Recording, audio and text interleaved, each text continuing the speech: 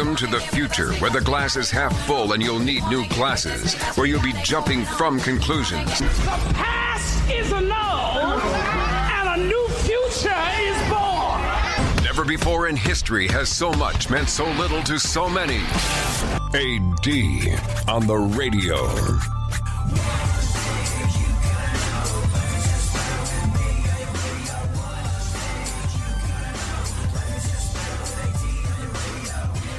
So I don't know how long you've been listening to the show, but if you're catching us for the first time today, maybe a little bit of an explanation is necessary. You catch us today on another edition of our Punk Rock Politics interview series.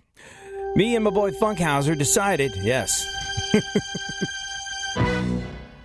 Me and my boy Funkhauser decided in the run-up to the election, it would be a valuable thing for us to speak to as many entertainers as possible. Musicians, comedians, adult entertainment superstars, pretty much anybody that makes entertaining other people their business is who we wanted to talk to. Why? Well, we wanted to find out what they believe politically.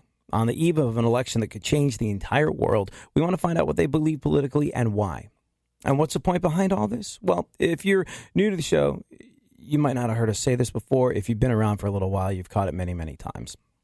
We believe that, look, if you ask anybody in America what it is they want for themselves, if I ask you what you want for yourself, I'm going to guess the answer is something like, well, I would like to, well, first and foremost, I'd like to know I can have a roof over my head. I would like to know that I could have work, and that work would be meaningful, something that I got something out of doing. I'd like to know that it provided for me, for my family, the people that I care about. I'd like to have more money at the end of the month instead of more month at the end of the money. If I have kids, I want them to have a real shot. I want them to have a real shot at an education and a real shot at making their way in the world so that they can have all the things that I'm trying to attain for myself and for my loved ones. That is, for the most part, more or less universal. We all want that or some version of that. And here's the thing. We're at a time in America's history where, at least in terms of my adult life, we are more divided than I ever remember us being ever before. Which I find tremendously ironic because, bear in mind, you, me, them, whoever it is we're talking about, universally, we almost always want the same stuff.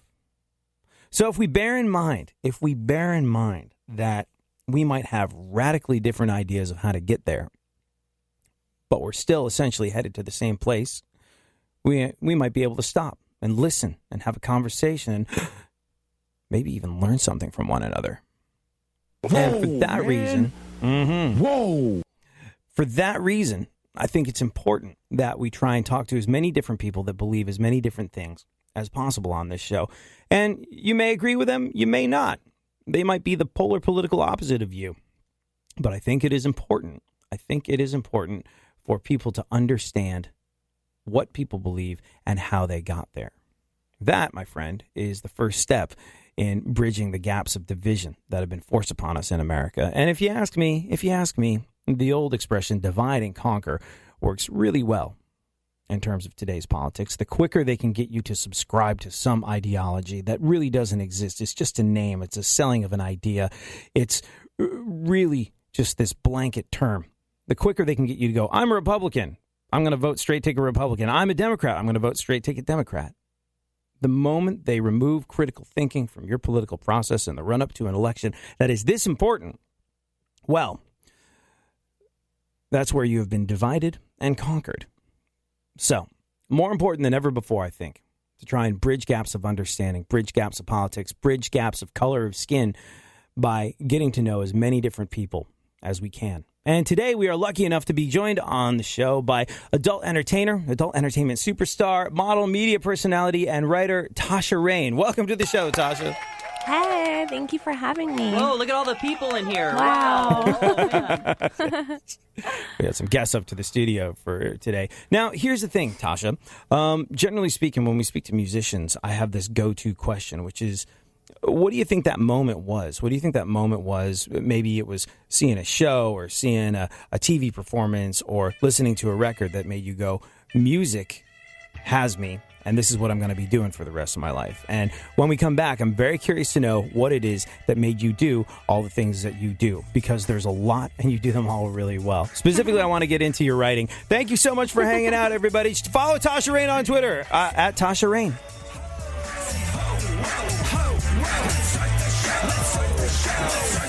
Let's start the show. Hot 2, hot 3, hot AC from your radio live and uncut. Tonight, you're cutting loose and having fun. Cause that's my job, and my job's about to get done. Yeah, that's how I'm operating. And I'll thank motherfucker for cooperating. When I say, put your hands up, touch the sky. If you're really feeling really good, then wave them from side to side. It's time for a little rebellion. And the hellion in front of you is telling you the things you gotta do. Check 1, 2, is this thing live? Cause it's time for the party and the first stage dive. Let's start the show. Let's start the show. Let's start the show. Real radio. Real radio. 104.1. Where the left and right come together for fundamental truths. AD on the radio. On Twitter at ADSXE.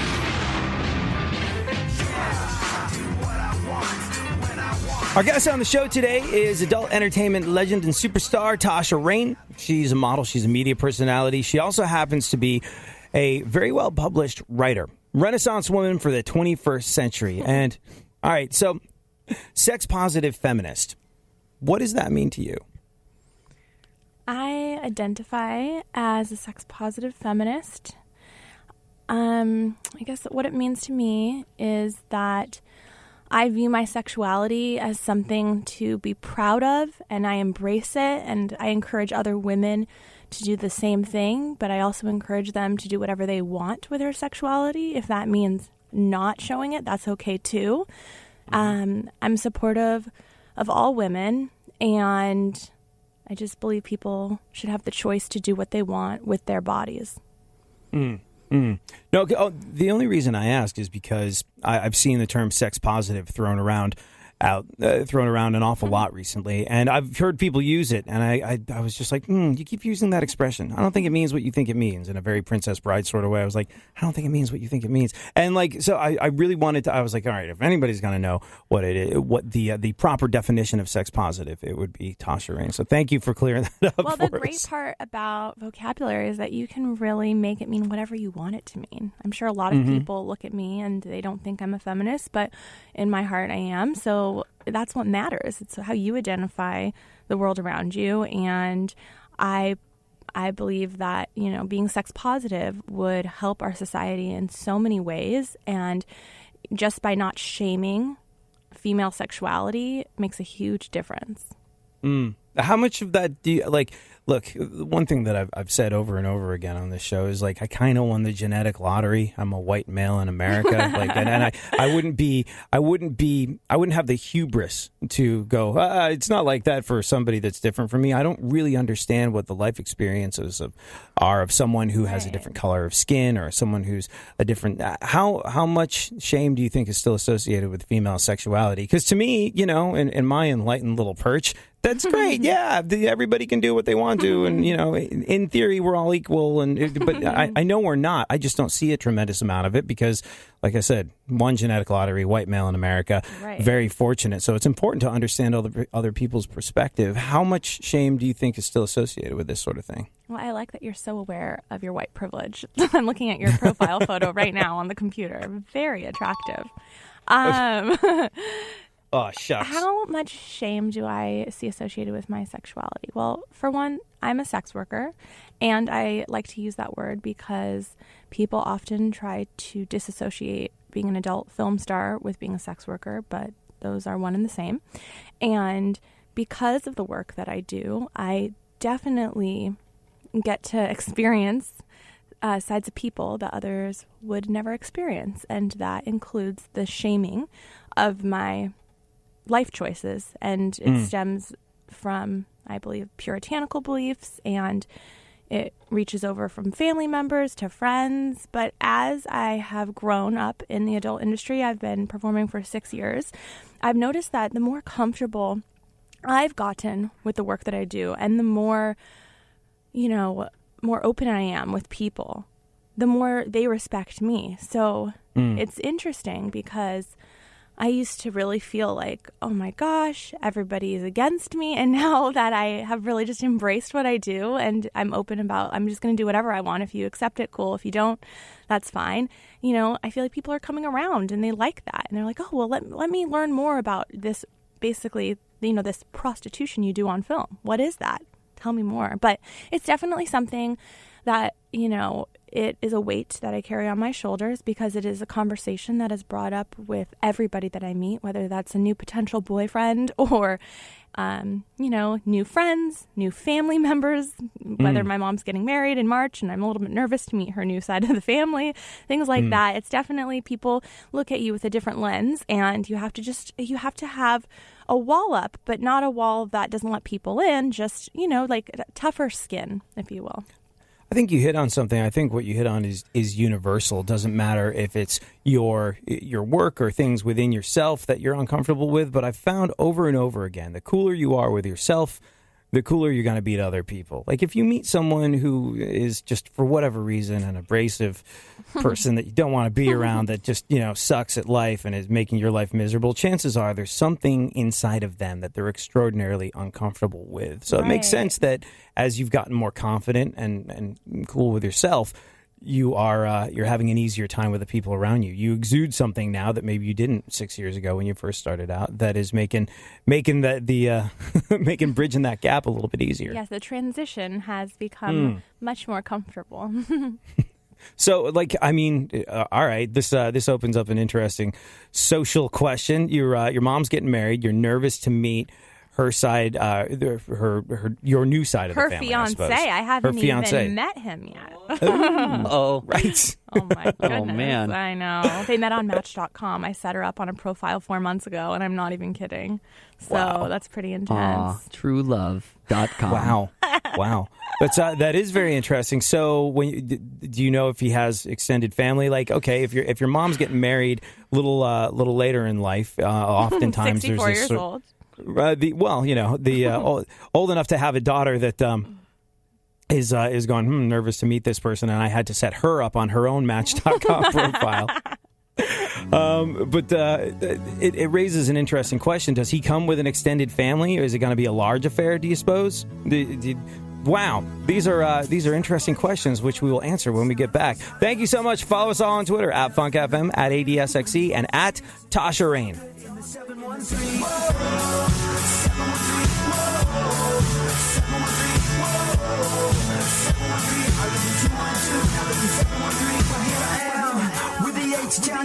Hey, this is Sam Firestein, and you're listening to 80 on the radio.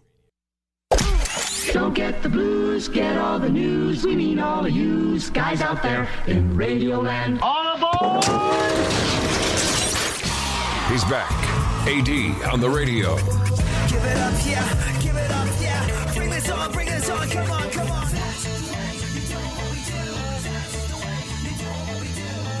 So if you're just joining us, our latest guest in our Punk Rock Politics interview series would be adult entertainment superstar, writer, Renaissance woman, and all-around sweetheart Tasha Reign, who is, we're going to be talking a little bit about this no on Prop 60 thing, which specifically affects the lives of people living in California, specifically affects the lives of people working in the adult entertainment industry. And we'll get to that in a second. But you've got an interesting situation. When's your mom's wedding?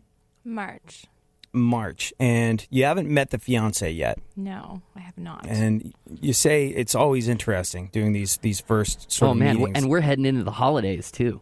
I know. I mean, you know, I was talking to my friend the other night, and it's like when your parent goes to get remarried, you just automatically do not like their new significant other. And I don't know what it is. It's like this protective quality that comes out.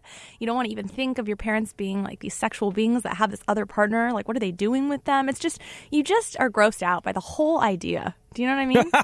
I just find it incredibly refreshing and humanizing that you know, sex-positive feminist who chronicles her sexcapades in the adult industry. I'm glad you're human enough, and because you seem so unbelievably well-adjusted and have such an enlightened perspective. I'm glad to know that you still get get skeeved out by the idea of your mom hooking up with some other dude, because that's very human to me. So skeeved out. You have no idea. I heard his voice on, I know he's not listening to this, thank God, but I heard his voice on the speakerphone yesterday, and I literally almost vomited. I was like, oh gosh, I have to meet this person?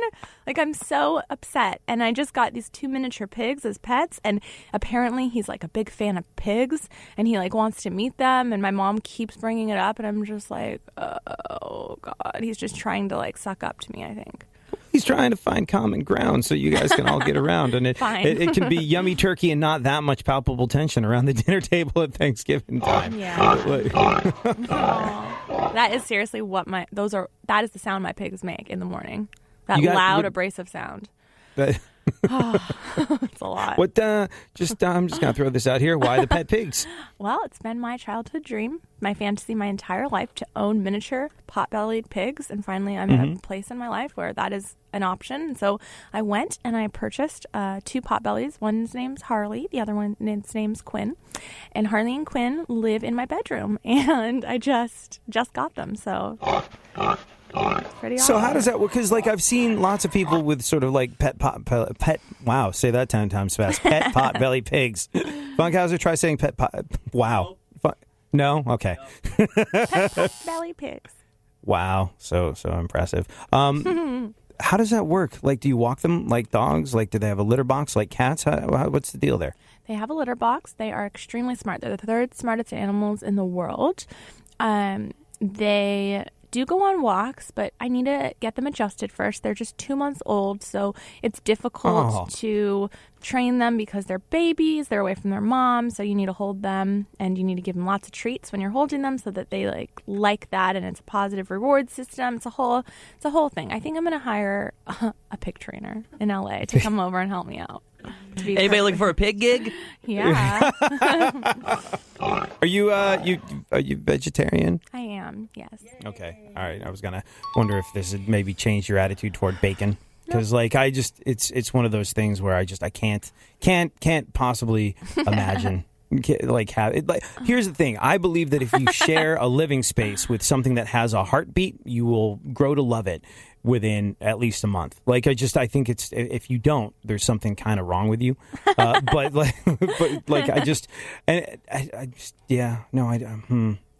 Which is why I'd have a hard time being out on a farm. Like I had a cousin and they farmed, and it was in a very kind of like respectful way, but they would raise cows and different things that you get meat from, and they would give them names and like have relationships with them, and then they would eat them later on in life. I was like, how do you do that? How do you separate yourself? Seems traumatic. Seems traumatic. Yes, like they unbelievably need some traumatic. Serious psychotherapy after that life. Yeah. Yes.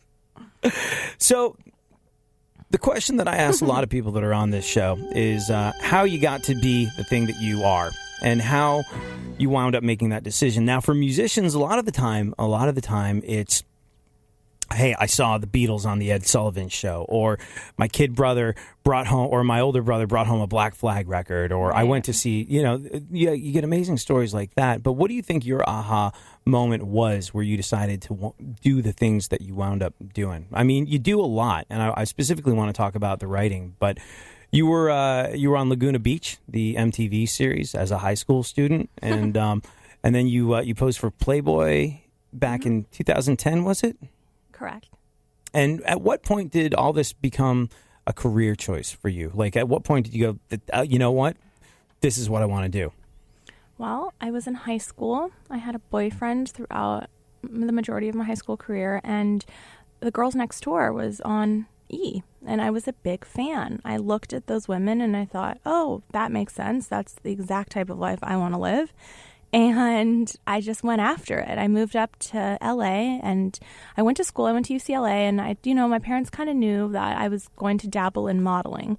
So once I broke in the door and got to model for Playboy, I read a book by Jenna Jameson, ghostwritten by Neil Strauss, and it was called How to Make Love Like a Porn Star. And then, I had seen adult content before, but I remember watching The Devil and Miss Jones in a hotel room at the W in Westwood, recovering from my breast augmentation.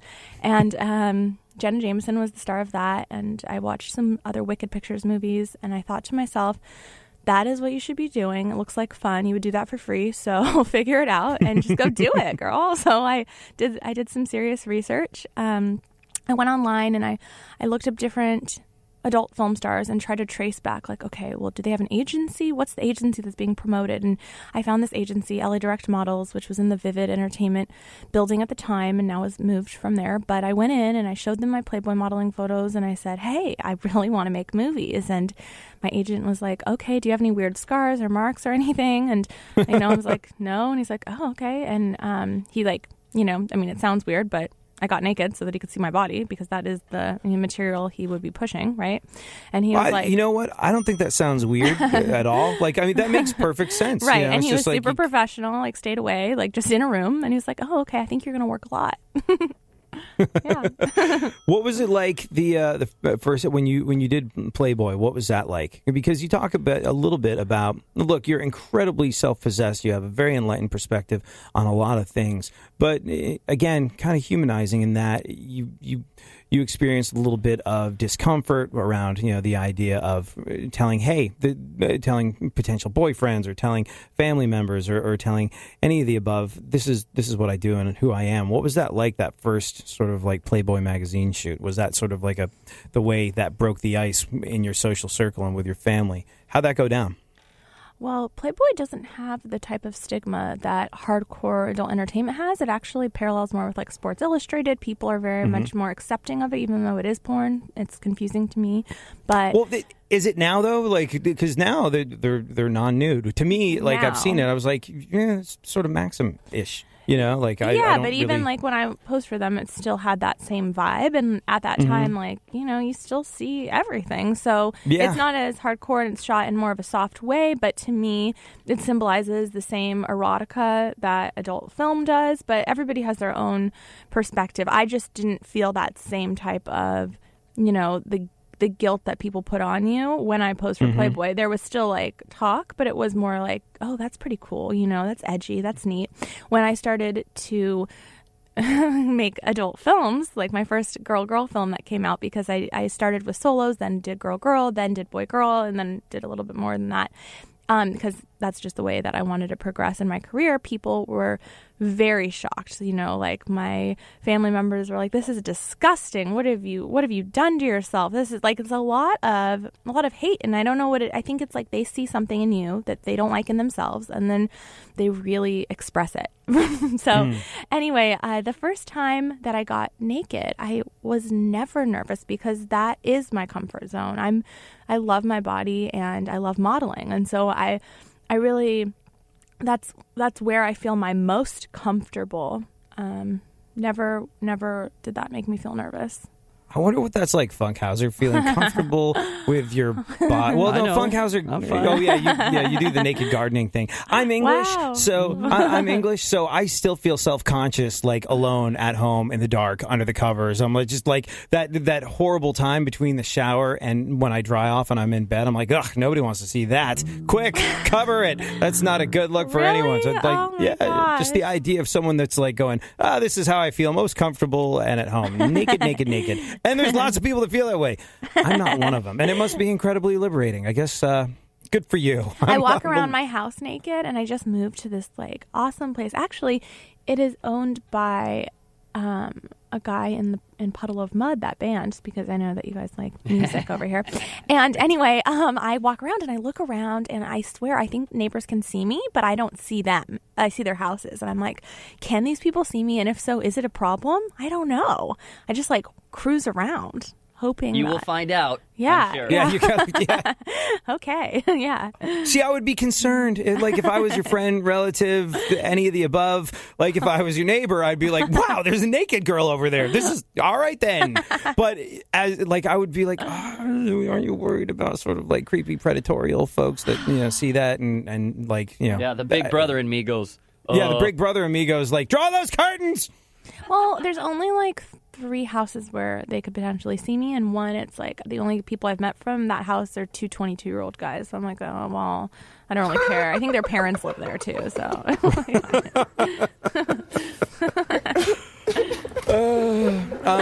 Here's so the other question I wanted to ask you is, like, you write like an awful lot. You're a writer. What did you study writing while you're at UCLA? I studied women's studies, and when I graduated, it was actually changed to gender studies as a more politically correct term. But the focus of that major has a lot to do with writing. So although that's not the title, most of it is writing, turning in tons and tons of writing. And also, I've always had a place in my heart for that. I went away to like UCI journalism camp as a kid, and Stanford University and all these different places to study writing. So it just comes really naturally to me because I So you're doing honed in journalism on courses it. hold on. You glossed right over something that's very impressive there. You took journalism courses at Stanford when you were in high school? I did, yes, I did. That's wow. And public speaking For in the the win. American legal system as well. Wow. And you write for Huffington Post and Bro Bible and Galore magazine, and what was the moment where you realized that you wanted to do that? Because you have the aha moment, watching Devil and Miss Jones while recovering from your breast augmentation surgery at the W Hotel. On Very lots classy of place to Valium. recover, On by lots the of way. Valium, I'm sure. All the best decisions are made on painkillers.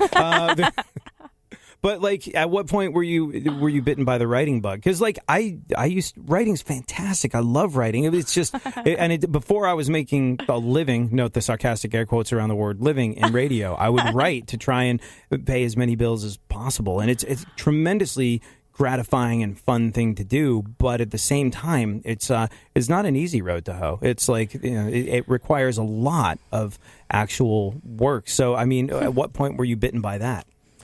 That's a great question. I have always fought the writing bug because, like you said, it requires a ton of work and work in a different way, not the work that just comes naturally to you. Even if writing comes naturally to you, you still have to really sit there and go over what you've written and make sure that it's what you want to put out there. And it's a process that is a very long process. And I like instant gratification, so it's a little bit tricky. But when I first got into the adult business, I had somebody that, like a PR person that would get me interviews or whatnot. And she was like, "You're a really great writer. Like, what are you doing? You need to write." So she really pushed me to kind of write for people. And I was like, okay, because it's just something that is so simple for me. Except when it comes to politics and more serious things, like, for instance, Al Jazeera and these different places that are like, "Oh, we want to hire you to write." It does stress me out, but I'm so proud of the final deal when it's all done that I'll do it. It's just, it's something that I fought for a while, and now I'm just starting to embrace it. So very, very, yeah. Oh, that's very, very interesting. Not only that, but you've got your own film company. You've launched your own line of novelty toys. There's so much that you have done, so much that you're going to do, and so much we're going to talk about when we get back. Thank you so much for joining us, Tasha Reign, at Tasha Reign, at Funk FM, and at ADSXC is where you can tweet us all.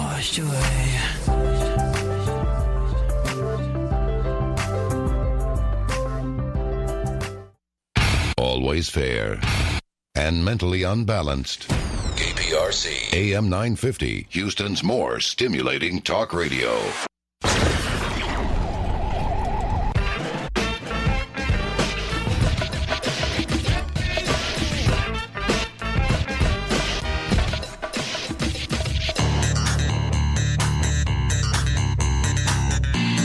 Now, more AD on the radio.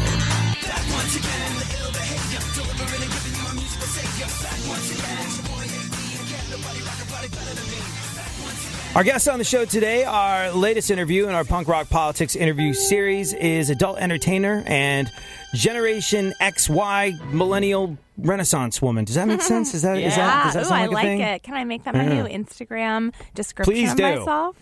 Please do. Great. Very excited to have you on the show. And there's a lot that we could talk about, but one thing I wanted to make sure that we got to was no on Prop 60. Now, for those that don't know, for those that don't understand how this affects them, how this affects what's going on in their world, and how this affects your world, please fill us in. All right. So if you are voting in California, which I really hope you are, I need you to vote no on Prop 60. That is because there is a prop that is being pushed by a company, the AIDS Health Care Foundation. They have put millions of dollars into this kind of a witch hunt against the adult industry. They are trying to criminalize adult films. They are acting as if they just want us to wear condoms during our films, and if we don't, then we'll get fined. That is not the situation at all. As an adult performer, I'm tested every 13 days for every single STI you can think of, including HIV. The technology that we use is the best in the country, and it delivers the fastest and quickest results. We've never had a spread of the HIV virus on an adult film set since 2004. And even then, it wasn't even in the U.S. So I'm very confident with the testing system that we have, and condoms are not conducive to the environment that I'm on. I do extreme acts, everything from A to, I don't know if I'm allowed to say that on radio, so I just said A, to very explicit things that require me to have intercourse for very long periods of time in a way that nobody at home has them.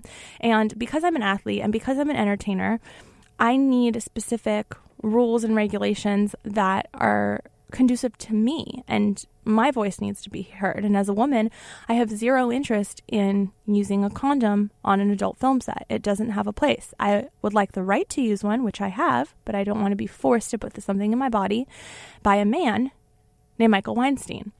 And unfortunately, California passed Measure B 2 years ago, and they only passed it by a couple of percentages on the ballot.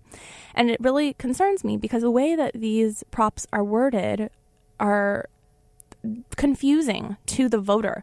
And we don't have the funds in the adult industry, believe it or not, to go and fight a $4 million company. So we have $500,000 and all we have is our voice. And I'm really concerned that it's not getting out there. So I work really hard to try to just promote it on my social media. After this, I'm going to my alma mater and I'm going to Bruin Walk at UCLA and telling people to vote no on Prop 60 because it matters to me and it matters to my coworkers, and it extends so much more than just a penalty or a criminalization of a film I make. It goes into my actual safety. Citizens of California will be able to sue me at my home residence. They will have access to my home address, and they will be able to know where I live. And that's stalkers and crazy people and people that are just against the adult industry in general. And they'll get a kickback of $25,000 every time they do so. It seems completely unconstitutional. So people are going to get a kickback of $25,000 every time they rat you out. Like if and they then see gain access to my personal home address. Wow. So let me ask you this.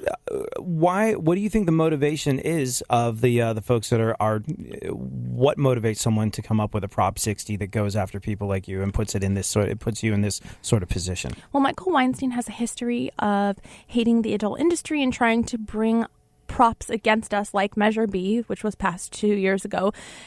He is of a very religious belief system. We think it has something to do with that. It could have to do with his own personal relationship with HIV himself. He could look at adult content and think, okay, well, that's how I learned to have sex, and so I want people to watch that in a way where they wear a condom so that they don't get HIV. They also I believe they have ownership in a condom company. I'm not 100% sure, but I have heard that before, and so that would be a great advertisement for them.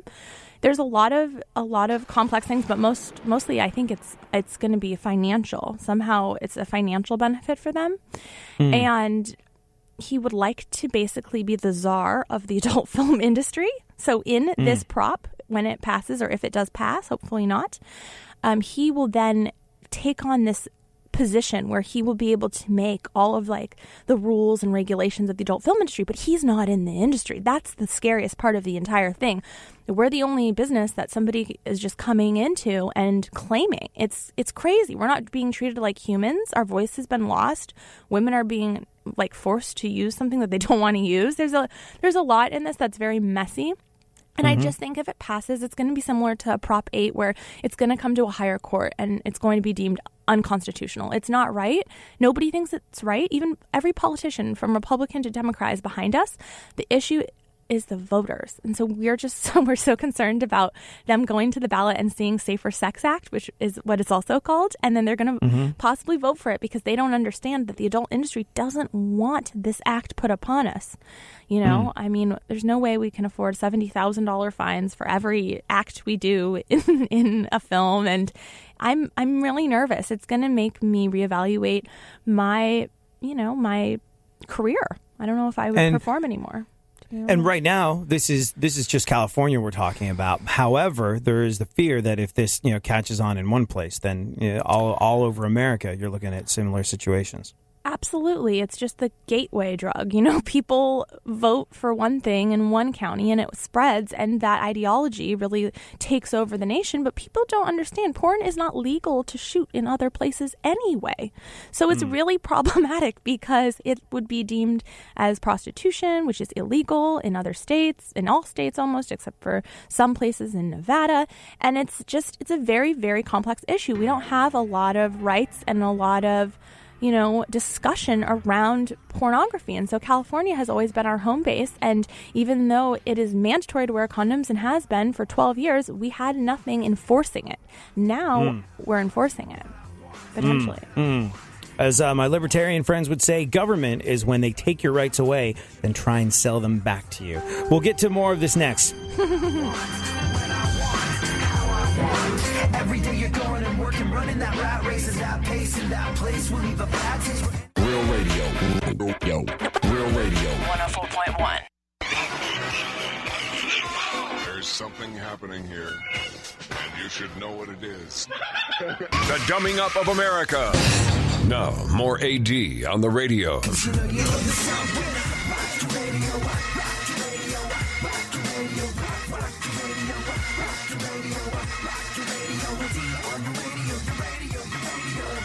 Our guest on the show today as part of our Punk Rock Politics interview series is adult performer, model, media personality, and writer Tasha Reign, who is informing us, and we've talked about this with a couple different guests on the show today, who is informing us about the insidious plot to usurp the adult entertainment industry through Prop 60.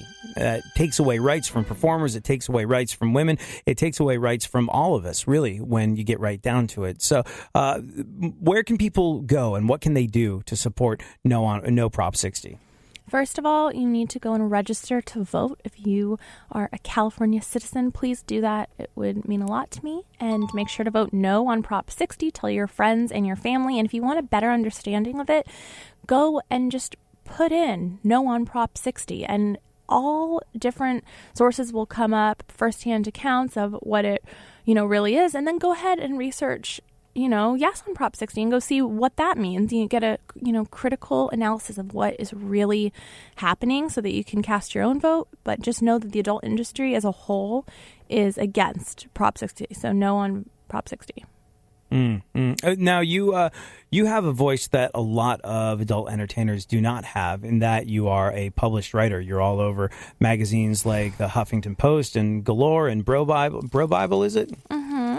Yes. Have you written much about this? Or for Al Jazeera?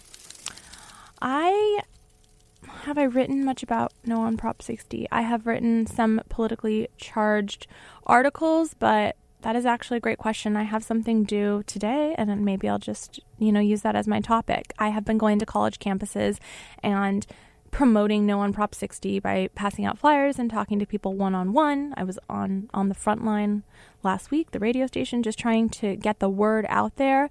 I have yet to put it into writing, which maybe I had not even thought about it, which is crazy, but I think it's just because... You are welcome! Thank you. It's just because social media, I've just been pushing it there, but... Hold on, let me just do this further. Thank you very much. Thank you very much. Love these sound effects. I'd like them for my real life, like while I'm just navigating the world, you're just boom, boom, throwing them out there. It's a soundtrack that plays in my head. I just get Funkhauser to press the buttons. I love it. That's very good. I could hang out here all day. Well, you are welcome back anytime to talk about whatever it is you want to talk about. When you go to write articles for publications like Huffington Post or Al Jazeera, whoever it is, how does that tend to work out? Do you ever get any pushback? Or if you say, hey, I want to write something about no Prop 60, Will that be a struggle, do you think? Absolutely. Or are they just going to let you go with it? It really depends on the website or on the, on the magazine. For instance, I wrote a few articles for this sorority website, and they paid well, and it was fun. And I was in a sorority briefly, Gamma Phi Beta, and all of a sudden they stopped responding to my topics. So I'd be like, hey, can I write this, and the other? And, just basically radio silence. So it just depends. Some people will definitely try to, shape not your opinion, but just where the articles are going. Like, for instance, Galore Mag is pretty specific. They let me get political, but if I'm going to get political, I have to have a lot of research done. And they like things that are going to get a lot of clicks. So it just depends on who you're writing for. People are pretty open. They want to hear what I have to say, is what I've noticed. And, it's interesting because there's just, like you said, there's not a lot of writing coming out of the adult industry. There is some, but not a whole ton. And so it seems to me like people are curious. They want to know, what is going through her mind? So I found that if I just reach out to somebody that I'm a fan of, they'll often give me an opportunity. Very I'm interesting. Lucky. Yeah. It's very cool, and you have a different perspective, and it's an intelligent and enlightened perspective, but you do something that not too many people in the world do or make their living doing, at least, like in terms of... Publicly, yeah. Publicly, yeah. Oh, well, yeah, sorry. No, you're right. Yeah. So, I mean, it's a different perspective. It's an interesting one. It's the same reason people are interested in talking to rock stars. Not only are they making entertainment that you enjoy, but also you're going, what's it like to be them? That's so different from what I'm doing all day long, sitting there trying to figure out which Red Hot Chili Peppers and Metallica songs are going to make iHeartRadio more money, which is what makes up the vast majority of my day. But I'm pretty stoked that they force you to do a ton of research, and they force you to do they like political stuff, but they're also making sure that it comes from a well. What's the best way of I'm sure they ask you to support your arguments because Absolutely.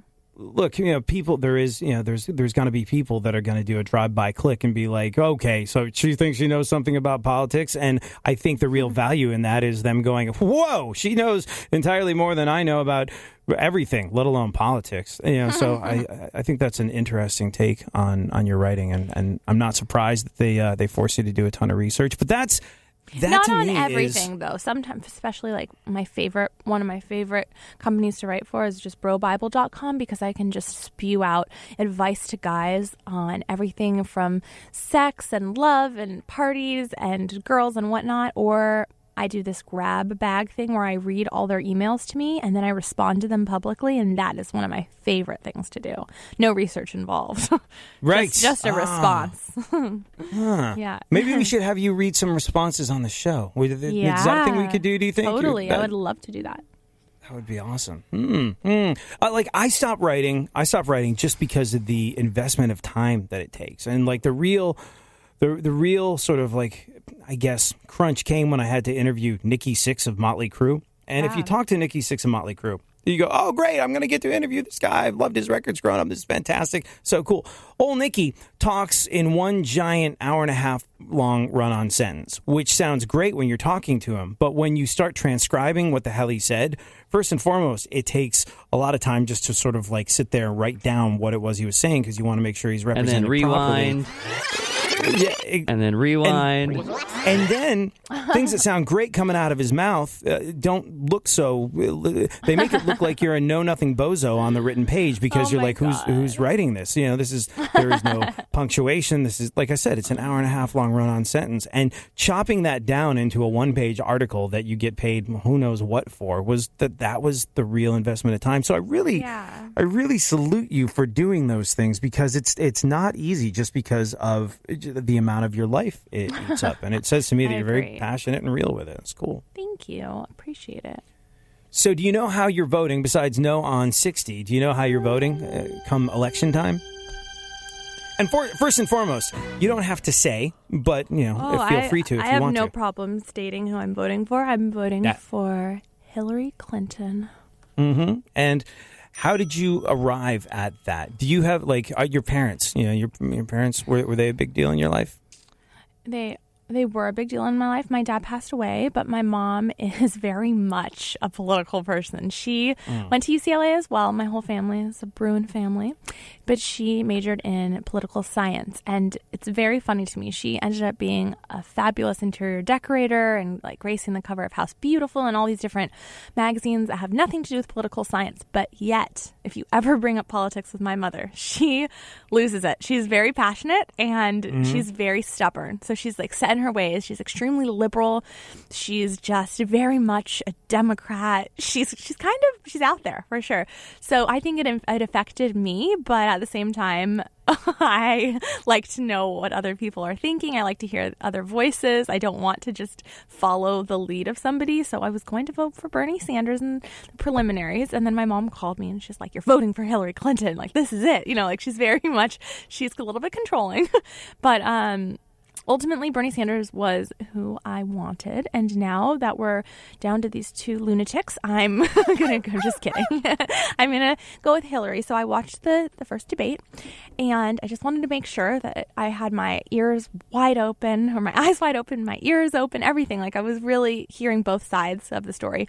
And, you know, I just ultimately, I'm not pro-war. Like I don't like war. So that's, you know, Donald isn't for me in that way. I have a lot of Hispanic friends and people that have told me that Donald Trump would ruin their lives. And so that also really dissuaded me. I disavow. Okay? I love women, and I believe that the presidency and just like the title of president has a lot more to do with symbolism than it has to do with actual action. So, you know, like the Congress and the Senate, all of that is extremely important. And if you're a president, it still matters. But for me, it's more of what does it represent to the rest of this world? What does America represent to the world? I cannot see Donald Trump being our representative. He's a racist. He's against women. He has so many things about him that I can't get behind. And for me, just the fact that we've never had a female as president makes me sick. So I love the fact that Hillary Clinton is a woman. It's not the only reason I'm voting for her, but it's something that I would be lying about if I said it didn't matter to me. That matters to me. Like to showcase that, you know, women can be a president. I think it's important to get that.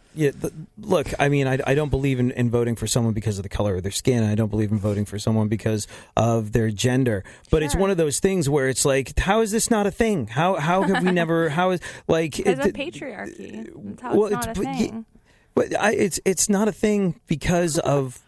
But I still don't understand, because there's lots of small-minded, bigoted countries all over the world, or pockets of people that are racist, that have women that lead them. Because you know? we don't believe that women are equals in America. We just don't believe it, and it's okay. That's something we have to accept, and we have to work towards a better goal. But it's just like let's embrace the facts.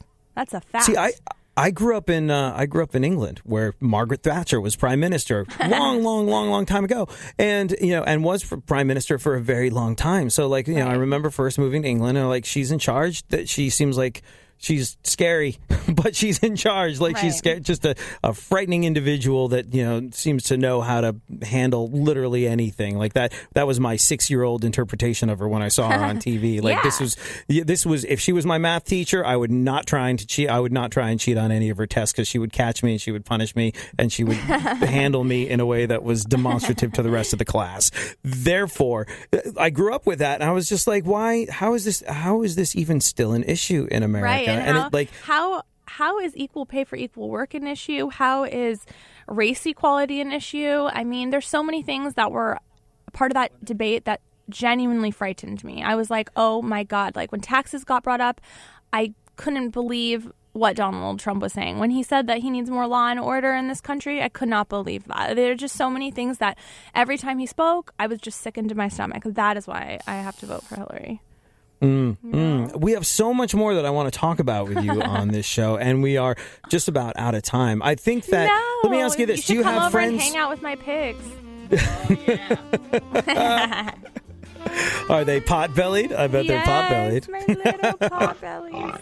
I miss them. Do you have super quick? Do you have friends that are Trump voters? I do. Unfortunately, I do.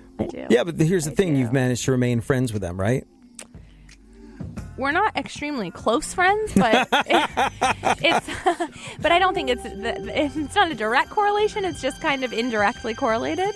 You know, Well, it's the same girl that told me, she said that smoking has not been directly linked to cancer. And I was like, oh, no wonder you're voting for Trump. You're delusional. It's so scary. Tasha Reign, thank you so much.